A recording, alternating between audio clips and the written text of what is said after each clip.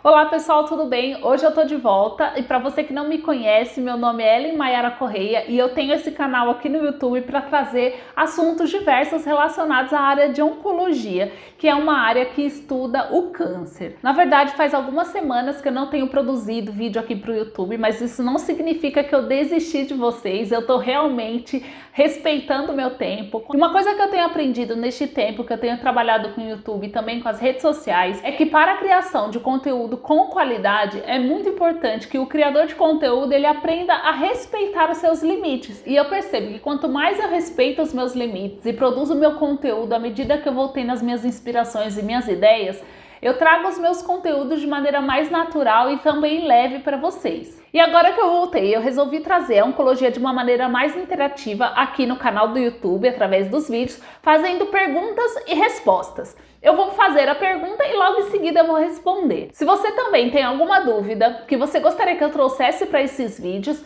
me mande as perguntas que eu vou tentar trazer nesse mesmo formato, fazendo perguntas e respostas na área de oncologia. Então vamos lá, a primeira pergunta é a seguinte: qual é a diferença entre quimioterapia e imunoterapia? E para responder essa pergunta eu gostaria de dizer o seguinte, que a quimioterapia ela é um tipo de tratamento que são uma série de medicamentos que são classificados em grupos específicos e de forma geral esses grupos nas suas diferentes ações eles vão atuar ou não no ciclo celular da célula, impedindo as divisões celulares ou até mesmo estimulando que ocorra a morte da célula. E de modo geral, as quimioterapias elas são classificadas como medicamentos citotóxicos. O que significa isso? Que ela vai ter uma ação tóxica para a célula. Já a imunoterapia são produzidas in vitro e são anticorpos que têm um alvo específico para atacar o câncer. E um objetivo muito importante da imunoterapia é a ativação do sistema imunológico para que esse sistema imunológico fique mais forte e potente contra o câncer. E quanto aos efeitos colaterais da quimioterapia e da imunoterapia, a diferença também é que a quimioterapia, por ela não ser tão específica, ela atinge outras células normais do nosso organismo, provocando assim outros efeitos colaterais mais agressivos. Quanto à imunoterapia, existem também possibilidades de reações por conta dessa ativação do sistema imunológico. O sistema imunológico pode estar com a sua atividade elevada ou excessiva, provocando assim algumas reações imunorrelacionadas. Então, continuando aqui a nossa série de perguntas, eu vou fazer uma outra pergunta que é a seguinte: qual é a diferença entre proteína quinase e marcador tumoral? Gente, essa pergunta é bem interessante, por quê? Porque nem todo marcador tumoral é uma proteína quinase. E nem toda proteína quinase necessariamente se torna um marcador tumoral. Então as proteínas quinases, geralmente, elas estão envolvidas em algumas reações ou cascatas que ocorrem dentro da célula. Elas vão se ligando e se ativando umas às outras.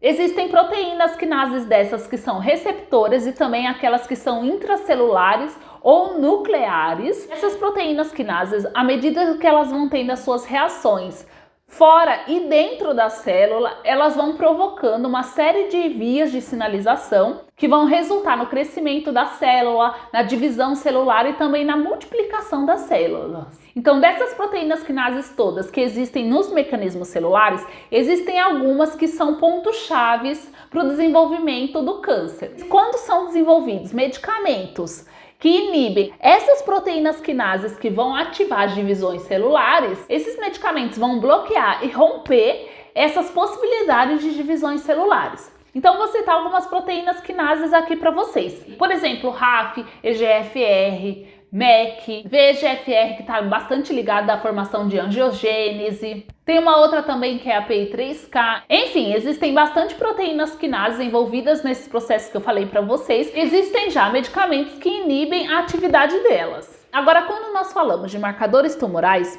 existem, por exemplo, proteínas quinases que são consideradas marcadores tumorais. Existem alguns tipos de hormônios. Ou, por exemplo, quando há a presença de uma mutação específica em um gene que está sendo expresso naquele mesmo tumor. Vamos então agora para a próxima pergunta. Quais as principais reações adversas aos quimioterápicos?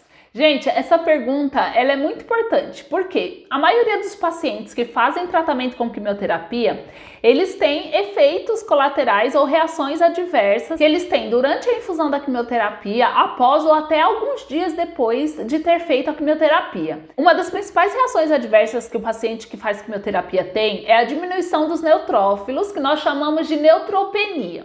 Em alguns casos, o paciente até desenvolve uma neutropenia febril, que passa a ser até considerado uma emergência oncológica que precisa ser tratada. Em alguns casos também, o paciente pode apresentar anemia, diminuição da hemoglobina e, por consequência, o oxigênio não chega na mesma demanda para os órgãos. Em alguns casos também, existem pacientes que apresentam a plaquetopenia, que é a diminuição das plaquetas. Mas existem tratamentos para esses pacientes que apresentam tanto a neutropenia quanto a anemia e a plaquetopenia, e a diminuição dessas células sanguíneas de modo geral, elas vão diminuir a imunidade do paciente e ele vai ficar um pouco mais suscetível a infecções. Outra reação adversa bastante comum nos pacientes que fazem quimioterapia são as reações gastrointestinais. Nossas células gastrointestinais, elas têm uma alta taxa de proliferação. Isso faz com que a quimioterapia ela tenha uma afinidade por essas células.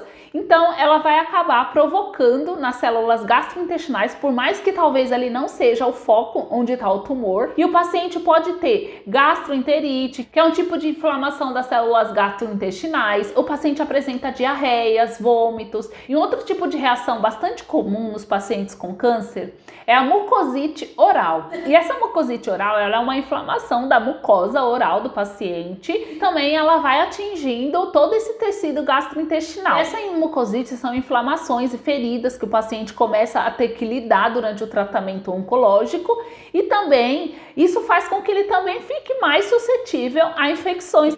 Outro tipo de reação adversa ao uso de quimioterápicos é a neuropatia. Alguns quimioterápicos específicos provocam efeitos diretos ou indiretos no sistema nervoso central, no qual o paciente apresenta dor ou também perda de sensibilidade sensorial. Outro tipo de reações adversas também são as dermatológicas, no qual o paciente pode apresentar sensibilidade à luz, alopécia, que é a queda do cabelo, síndrome mão-pé, também rush cutâneo e também alguns outros efeitos dermatológicos. Existem diversos tipos de reações adversas possíveis, mas eu tentei falar para vocês as principais, mas agora eu vou seguir para a próxima pergunta. Quais os tipos de cânceres relacionados aos hormônios e as terapias utilizadas? Então, os principais tipos de câncer relacionados aos hormônios são o câncer de mama e o câncer da próstata. Eles estão bastante relacionados com a produção dos hormônios femininos e masculinos. Então, no caso da mulher, normalmente ela vai ter a produção de estrógeno e progesterona, e no caso do homem, ele tem naturalmente a produção da testosterona. Porém, quando há o desenvolvimento do câncer de mama e do câncer da próstata, esses tipos de câncer eles apresentam aumento e crescimento conforme ele tem contato com os hormônios. Então, alguns tratamentos para o câncer de mama e próstata são as quimioterapias que são indicadas, e existem algumas terapias específicas que são indicadas para bloquear e inibir a ação desses hormônios, ou até mesmo diminuir a produção de testosterona no homem e progesterona e estrógeno na mulher. Hoje foi um primeiro vídeo para iniciar esse quadro de perguntas e respostas em oncologia, e eu gostaria de trazer mais vídeos nesse formato, e para isso eu preciso da ajuda de vocês, me mandando algumas perguntas que vocês gostariam de ver eu respondendo nesse formato de vídeo que eu tô fazendo hoje para vocês. Eu vou deixar aqui o meu Instagram para que vocês também acompanhem os conteúdos que eu faço por lá também. Muito obrigada pela sua atenção, divulgue para os seus amigos, continue por aqui, porque eu quero continuar trazendo a oncologia para você.